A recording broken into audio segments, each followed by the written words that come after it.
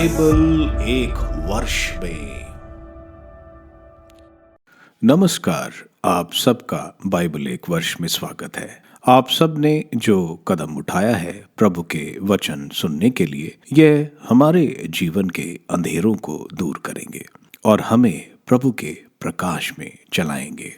आज हम प्रेरित चरित्र का अध्याय 17, एस्टर के ग्रंथ का अध्याय 9, दूसरे इतिहास ग्रंथ का अध्याय 34 और स्रोत ग्रंथ का 5वां स्रोत सुनेंगे। प्रभु का वचन सुनने से पहले आइए हम ईश्वर से प्रार्थना करें। हे प्रभु, हम आपका वचन सुनने वाले हैं। हमारे मन की आंखें खोलें और हमें आध्यात्मिक प्रज्ञा दें ताकि हम आपको जान सकें और आपके वचन के अनुसार अपना जीवन जिए। यह हम मांगते हैं आपसे प्रभु यीशु के नाम, आमीन। प्रेरित चरित्र अध्याय 17। थेसलोनिका में यहूदियों का विरोध। वे अफिफोलिस तथा अपोलोनिया पार कर थेसलोनिका पहुंचे, जहां यहूदियों का एक सभागृह था। पौलुस अपनी आदत के अनुसार वहां उनसे मिलने गया। उसने 3 विश्राम दिवसों को उनके साथ तर्क वितर्क किया और धर्म ग्रंथ की व्याख्या करते हुए यह प्रमाणित किया कि मसीह के लिए दुख भोगना और मृतकों में से जी उठना आवश्यक था। उसने यह भी कहा, यही ईसा मसीह है जिनका मैं आप लोगों के बीच प्रचार करता हूँ। उनमें कुछ लोगों ने विश्वास किया और वे पौलुस तथा सिलास से मिल गए। बहुत से ईश्वर भक्त यूनानी और अनेक प्रतिष्ठित महिलाओं ने भी यही किया।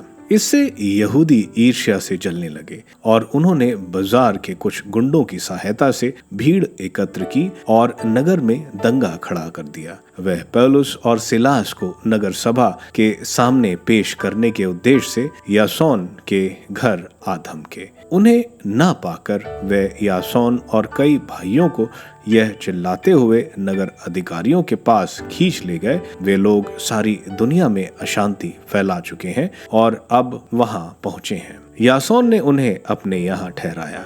वे सब कैसर के आदेशों का विरोध करते हुए कहते हैं कि ईसा नामक कोई और राजा है। यह सुनकर भीड़ और अधिकारी उत्तेजित हो गए। उन्होंने यासोन और दूसरों से जमानत ली और उन्हें जाने दिया। बेरिया में भी यहूदियों का विरोध। भाइयों ने उसी रात पौलुस और सिलास को बेरिया भेजा। वहां पहुंचने पर वे यहूदियों के सभागृह गए। ये यहूदी थेसलोनिका के यहूदियों से अधिक उदार थे। वे बड़ी उत्सुकता से सुसमाचार सुनते थे और इसकी सहायता की जांच करने प्रतिदिन धर्म ग्रंथ का परिशीलन करते थे। उनमें बहुत लोग विश्वासी बन गए। इसके अतिरिक्त बहुसंख्यक प्रतिष्ठित गैर यहूदी महिलाओं और पुरुषों ने भी ऐसा ही किया। जब थेसलोनिका के यहूदियों को यह पता चला कि पौलुस बेरिया में ईश्वर के वचन का प्रचार कर रहा है, तो वे भी वहां लोगों को भड़काने और उत्तेजित करने आए।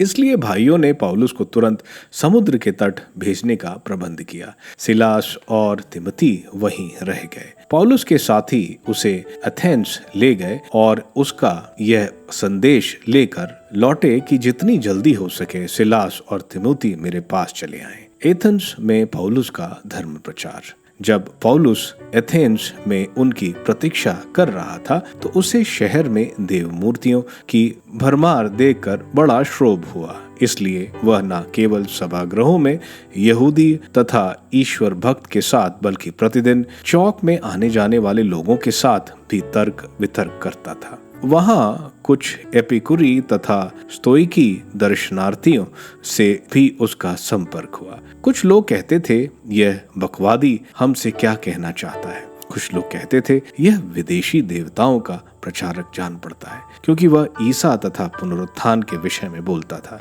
इसलिए वह उसे पकड़कर परिषद ले गए। उन्होंने कहा, क्या हम यह जान सकते हैं कि आप कौन सी नई शिक्षा देते हैं? आप हमें अनोखी बातें सुनाते हैं। हम जानना चाहते हैं कि उनका अर्थ क्या है, क्योंकि एथेंस के सब निवासी और वहां के रहने वाले विदेशी नई नई बातें सुनाने अथवा सुनने के अतिरिक्त और कोई काम नहीं करते थे। एथेंस में पौलुस का भाषण।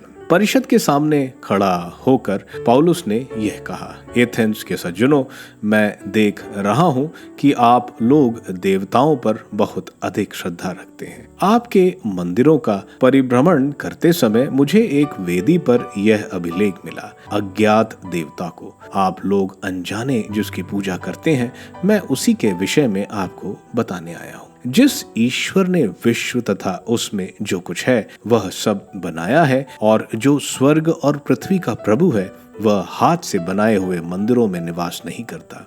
यह इसलिए मनुष्यों की पूजा स्वीकार नहीं करता कि उसे किसी वस्तु का अभाव है। वह तो सभी को जीवन, प्राण और सब कुछ प्रदान करता है। उसने एक ही मूल पुरुष से मानव जाति के सब राष्ट्रों की सृष्टि की और उन्हें सारी पृथ्वी पर बसाया। उसने उनके इतिहास के युग और उनके क्षेत्रों के सीमांत निर्धारित किए। यह इसलिए हुआ कि मनुष्य ईश्वर का अनुसंधान करे और उसे खोजते हुए संभवतः उसे प्राप्त करे, यद्यपि वास्तव में वह हम में से किसी से भी दूर नहीं है, क्योंकि उसी में हमारा जीवन, हमारी गति तथा हमारा अस्तित्व निहित है। जैसा कि आपके कुछ कवियों ने कहा है, हम भी उसके वंशज हैं। यदि हम ईश्वर के वंशज हैं तो हमें यह नहीं समझना चाहिए कि परमात्मा सोने, चांदी या पत्थर की मूर्ति से सदृश रहता है, जो मनुष्य की कला तथा कल्पना की उपज है। ईश्वर ने अज्ञान के युगों का लेखा लेना नहीं चाहा, परंतु अब उसकी आज्ञा ये है कि सर्वत्र सभी मनुष्य पश्चाताप करें, क्योंकि उसने वह दिन निश्चित किया है जिससे वह एक पूर्व निर्धारित व्यक्ति द्वारा समस्त संसार का न्याय पूर्वक विचार करेगा। ईश्वर ने उस व्यक्ति को मृतकों में से पुनर्जीवित कर सबको अपने इस निश्चय का प्रमाण दिया है। मृतकों के पुनरुत्थान की चर्चा सुनते ही कुछ लोग ने उपहास किया और कुछ लोगों ने यह कहा, इस विषय में हम फिर कभी आपकी बात सुनेंगे। इसलिए पौलुस उन्हें छोड़कर चला गया। फिर भी कई व्यक्ति उसके साथ हो लिए और विश्वासी बन गए, जैसे परिषद का सदस्य दियोसिनियस, दमिस नामक महिला और अन्य लोग भी। एस्टर का ग्रंथ अध्याय 9। आधार मास का 13वां दिन। आधार नामक 12वें महीने के 13वें दिन, जिस दिन राजा का आदेश और आज्ञा पत्र कार्यान्वित करना था और यहूदियों के विरोधियों को उन पर हावी होना था, उसी दिन बात उलट गई और यहूदी अपने विरोधियों पर विजयी हुए। यहूदी सब नगरों में अपने शत्रुओं और अत्याचारियों पर आक्रमण करने एकत्र हो गए। किसी को उनका विरोध करने का साहस नहीं हुआ, क्योंकि सब लोग उनसे भयभीत थे। प्रदेशों के शासक, क्षत्रप, राज्यपाल और पदाधिकारी सभी यहूदियों से डरते थे। वे जानते थे कि मोर्दकै राजमहल का शक्तिशाली अध्यक्ष था। उसका यश दिन प्रतिदिन बढ़ता गया और सब उसकी चर्चा करते थे। यहूदियों ने अपने सब विरोधियों को तलवार के घाट उतारकर उनका वध और सर्वनाश किया, जैसा वे स्वयं उनके साथ करने की प्रतीक्षा में थे। यहूदियों ने सूसा में 500 पुरुषों के सिवा अपने शत्रु हमदाता के पुत्र हामान के इन 10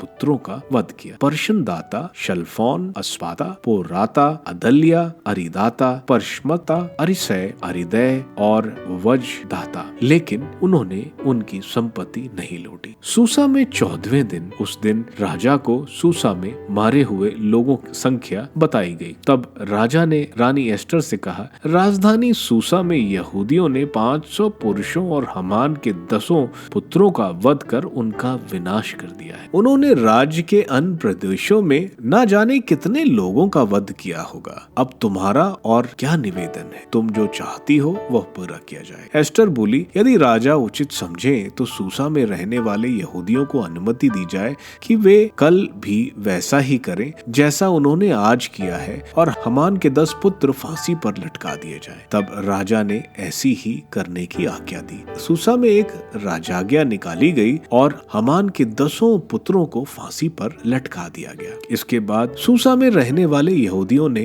दल बनाकर आधार मास के 14वें दिन भी सूसा में 300 पुरुष का वध किया, लेकिन उन्होंने उनकी संपत्ति नहीं लौटी। प्रांतों में, राज्य के सब प्रांतों में रहने वाले अन्य यहूदी अपनी प्राण रक्षा के लिए संगठित हो गए और उन्होंने अपने शत्रुओं से मुक्ति मिली। उन्होंने अपने 72 आक्रमणों का वध किया, लेकिन उनकी संपत्ति नहीं लूटी। सब ने आदार महीने के 13वां दिन यह वध किया और 14वें दिन विश्राम किया। उसी दिन उन्होंने महाभोज का आयोजन किया और आनंद मनाया। सूसा में रहने वाले यहूदी 13वें और 14वें दिन दल बांध कर वध करते रहे और उन्होंने 15वें दिन विश्राम किया और उसी दिन महाभोज का प्रबंध किया और आनंद मनाया। जो यहूदी गांवों और ऐसे कस्बों में रहते थे जो किलाबंद नहीं थे, उन्होंने आदर महीने के 14वें दिन महाभोज और उत्सव घोषित किया, जिससे वह उस दिन आनंद मनाए और एक दूसरे को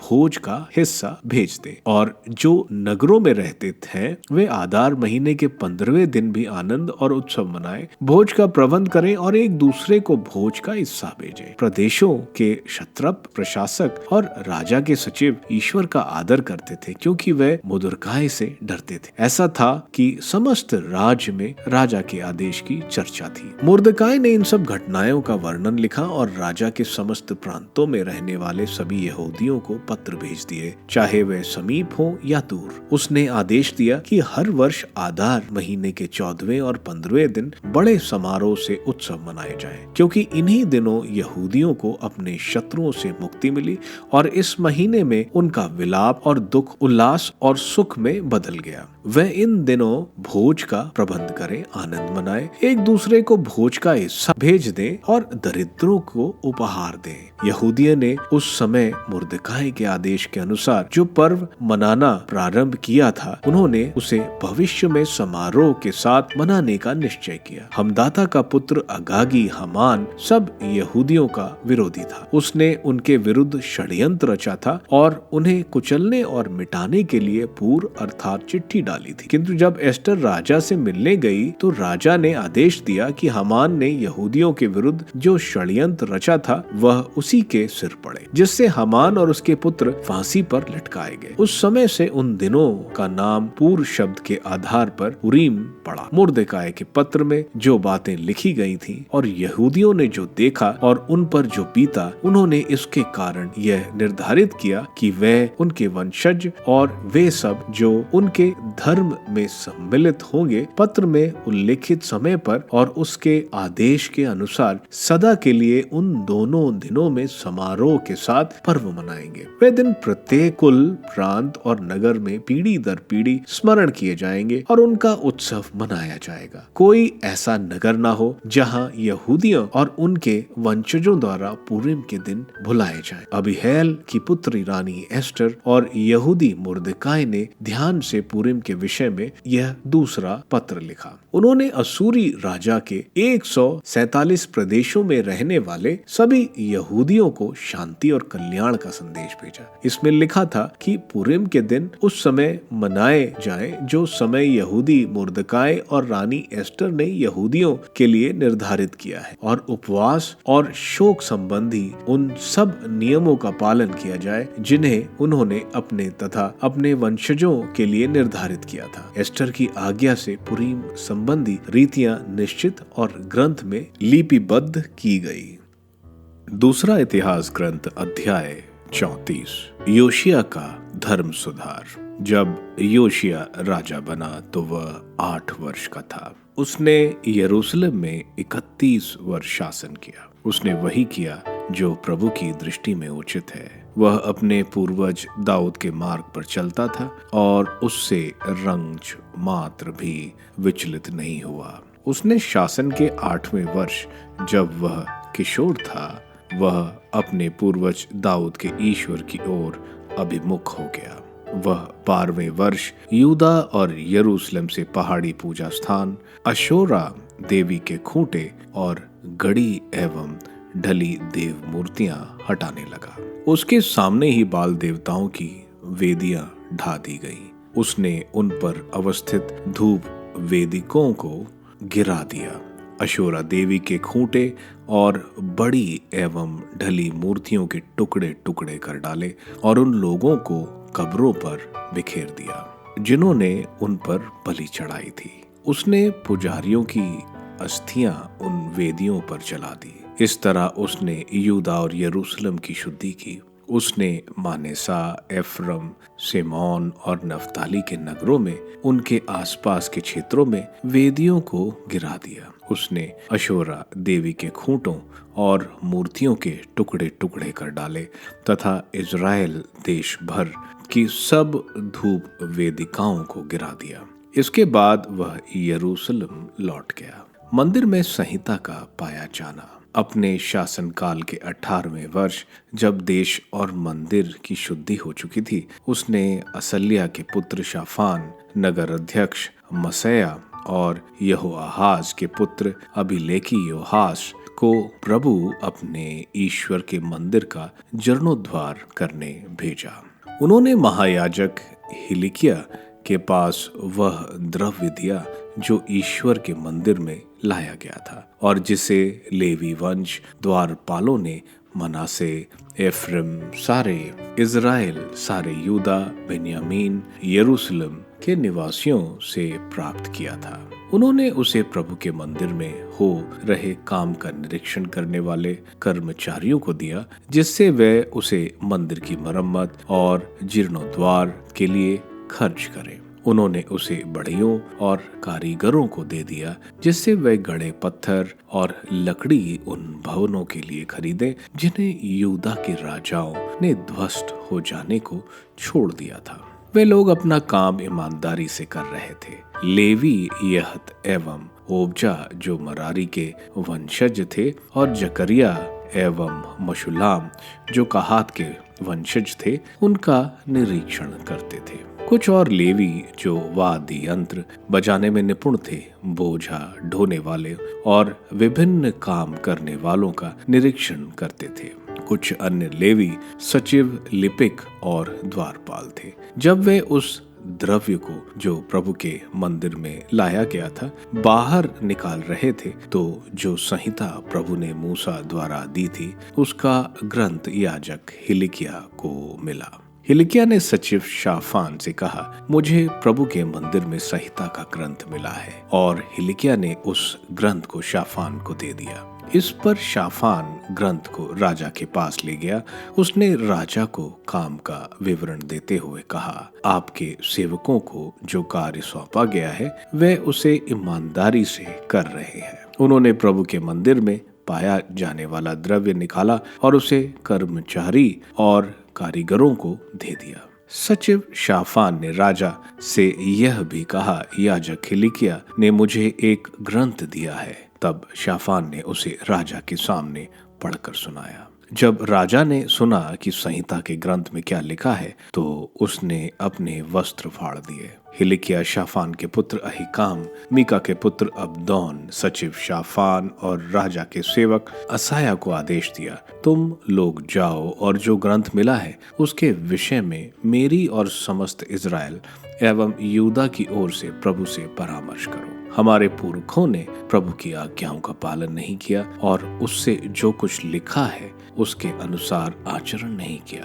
इसलिए हम पर प्रभु का बड़ा क्रोध भड़क उठा। नबी हुल्दा की भविष्यवाणी।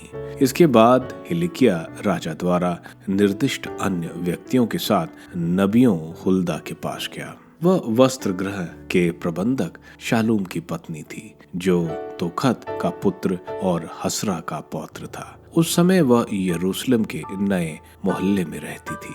उसने उनके पूछने पर उन्हें यह उत्तर दिया, प्रभु इज़राइल के ईश्वर का कहना है, तुम उस मनुष्य से जिसने तुम्हें मेरे यहाँ भेजा है कहो कि प्रभु का यह कहना है, देखो मैं इस स्थान पर और इसके निवासियों पर उस ग्रंथ के उन सब वचनों के अनुसार जिन्हें यूदा के राजा को पढ़कर सुनाया गया है वे पत्तियां ढाऊंगा, क्योंकि उन लोगों ने मेरा परित्याग किया, अन्य देवों को धूप चढ़ाई और अपने हाथ की बनाई हुई देव मूर्तियों द्वारा मेरा क्रोध प्रज्वलित किया और वह नहीं बुझेगा। यूदा के राजा से जिसने तुम्हें प्रभु से पूछने के लिए यहाँ भेजा है, यह कहो, प्रभु इज़राइल के ईश्वर का कहना है, तुमने जो बातें सुनी हैं उनके विषय में वह कहता है, जब तुमने सुना कि मैंने इस स्थान और इसके निवासियों के विरुद्ध क्या कहा, तो तुमने हृदय से पश्चाताप किया, प्रभु के सामने दीन बने और अपने वस्त्र फाड़कर मेरे सामने रोते रहे। इसलिए मैंने तुम्हारी प्रार्थना सुनी। मैं तुम्हें अपने पूर्वजों से मिलाऊंगा और तुम अपनी कब्र में शांतिपूर्वक दफनाए जाओगे। तुम्हारी आंखें वह सब विपत्तियां नहीं देखेंगी जिन्हें मैं इस स्थान और इसके निवासियों पर ढाने जा रहा हूं। तब उसने जाकर राजा को इसकी सूचना दी। व्यवस्थान की पुनः पृष्टि। अब राजा ने यूदा और यरूशलेम के सब नेताओं को बुला भेजा। राजा यूदा के सब पुरुषों, यरूशलेम के निवासियों, याजकों, लेवियों और छोटों से लेकर बड़ों तक सभी लोगों के साथ प्रभु के मंदिर गया। उसने विधान का ग्रंथ जो प्रभु के मंदिर में पाया गया था पूरा पूरा पढ़ सुनाया। राजा ने मंच पर खड़ा होकर प्रभु के सामने प्रतिज्ञा की कि हम प्रभु के अनुयायी बनेंगे। हम सारे हृदय और सारी आत्मा से उनके आदेशों, नियमों और आज्ञाओं का पालन करेंगे और इस प्रकार इस ग्रंथ में लिखित विधान की सब बातों पूरी करेंगे।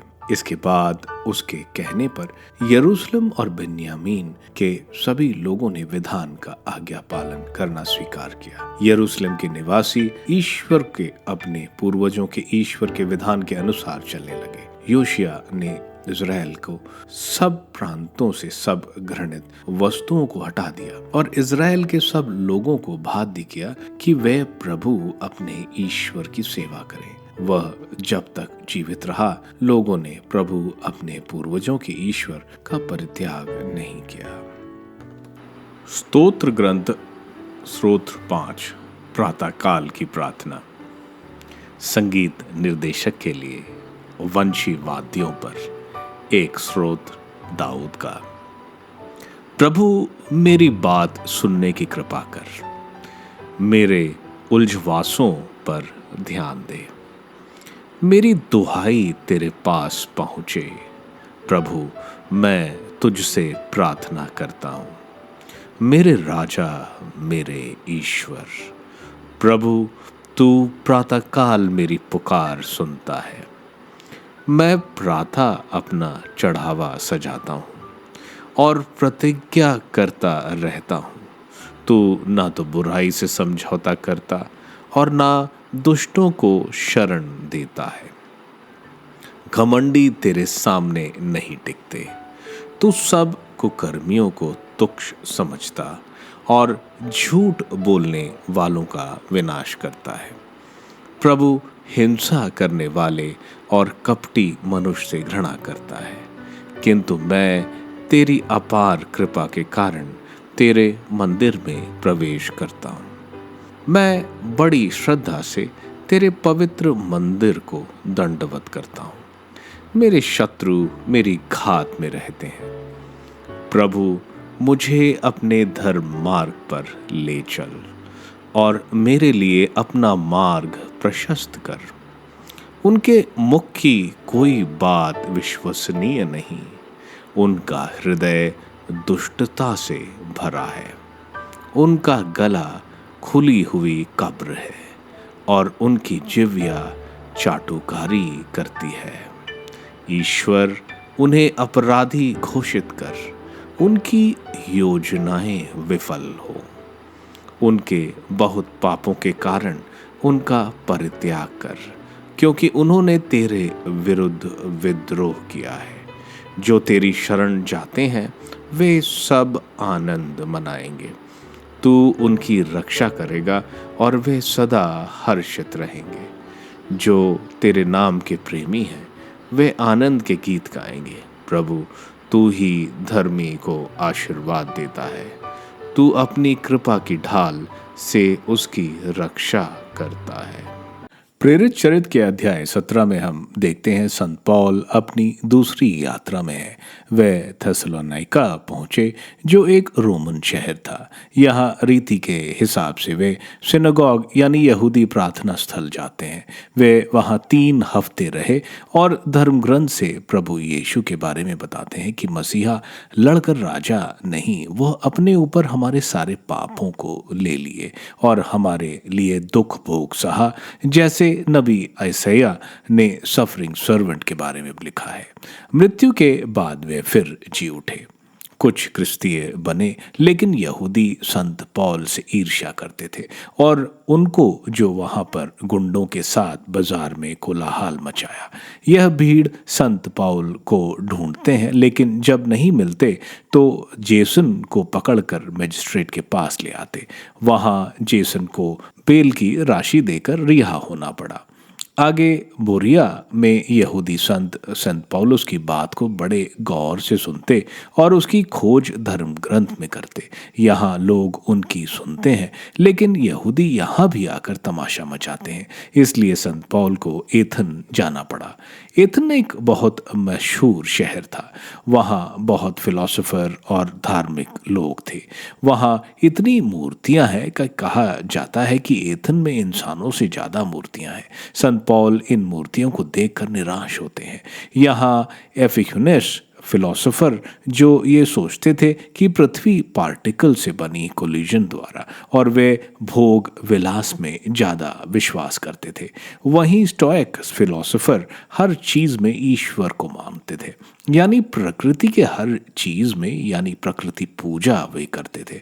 संत पौल एथेंस की काउंसिल में प्रचार करते हैं और वो कहते हैं कि उनको बहुत खुशी है कि एथेंस वासी बहुत धार्मिक है। उन्हें एक वेदी मिली जहाँ लिखा है अज्ञात ईश्वर के लिए। उन्हीं अज्ञात ईश्वर जिनकी यह पूजा करते हैं, उन्हीं को बताने वे आए हैं। संत पौल यहाँ धर्म ग्रंथ नहीं, उन्हीं फिलोसोफर की बात जो उन्हें मालूम है उसे बताकर उन्हें विश्वास की तरफ बढ़ा रहे हैं। वह उनको बोलते हैं ईश्वर है जिन्होंने पृथ्वी और स्वर्ग को बनाया। वे इंसान के बनाए मंदिर या मूर्तियों में नहीं रहते। समय आने पर वे एक जज नियुक्त करेंगे जो संसार का न्याय करेंगे। प्रभु यीशु को मृतकों में से जी उठने की वजह से उन्हें ही लोगों को न्याय करने का अधिकार है। संत पौल के पुनरुत्थान की बात सुनकर ये लोग इस प्रचार को यहीं रोकते हैं, क्योंकि वे पुनरुत्थान में विश्वास नहीं करते। लेकिन कुछ लोग प्रभु यीशु को स्वीकारते हैं। एस्टर के ग्रंथ के अध्याय 9 में यहूदी अपने दुश्मनों को मारते हैं। वह पहले दिन 500 को मारते और दूसरे दिन हामान के पुत्रों के साथ 300 लोगों को मारते हैं, लेकिन कोई लूटपाट नहीं करते। वह इसके बाद बहुत खुशियां मनाते हैं। मुर्देकाई इसको यहूदी इतिहास में लिख देता है और उसकी याद में जिस दिन यहूदी बचाए गए पुरिम का त्योहार मनाता है और आने वाली पीढ़ी को इसको मनाने के लिए बताता है। दूसरे इतिहास ग्रंथ के अध्याय 34 में योशाया यूदा का राजा है। वो एक अच्छा राजा था जो ईश्वर के रास्ते पर चलता था। उसने सारे ऊंची जगह की बलिवेदियां तोड़ डाली। वो हिलिकिया मुख्य पुरोहित को मंदिर की मरम्मत का काम सौंपता है। उसे मंदिर में संहिता की किताब मिली। उसको पढ़कर वो अपने कपड़े फाड़ देता है। यूदा के नाश पर नबी हुल्दिया बोलती है कि योशाया की विनम्रता और पश्चाताप के कारण ईश्वर यूदा पर सजा योशाया के राज्य के समय नहीं लाएंगे। योशाया पूरी तरह विधान के अनुसार चलता था। सारी मूर्तियां आदि उसने निकाल दी ताकि लोग ईश्वर की ही पूजा करें। स्रोत ग्रंथ के स्रोत 5 एक प्रातः के समय की प्रार्थना मदद के लिए है जो एक धार्मिक को प्राप्त होती है। वहीं दुष्ट प्रभु के सामने नहीं खड़ा हो सकता। धार्मिक जो ईश्वर के प्रांगण जाता है ईश्वर की दया की वजह से, जो उसको ईश्वर के आशीर्वाद मिलती है। ईश्वर धार्मिक को जरूर अपना आशीर्वाद देते हैं। आप सबको धन्यवाद ईश्वर के वचन सुनने के लिए। मैं आपसे विनती करता हूं कि आप बाइबल एक वर्ष में को दूसरों के साथ शेयर करें, क्योंकि प्रभु का वचन स्वयं प्रभु यीशु है। प्रभु को दूसरों को देने वालों को प्रभु की आशीष जरूर मिलेगी। मैं आप सबका बड़ी बेसब्री से कल इंतजार करूंगा। धन्यवाद।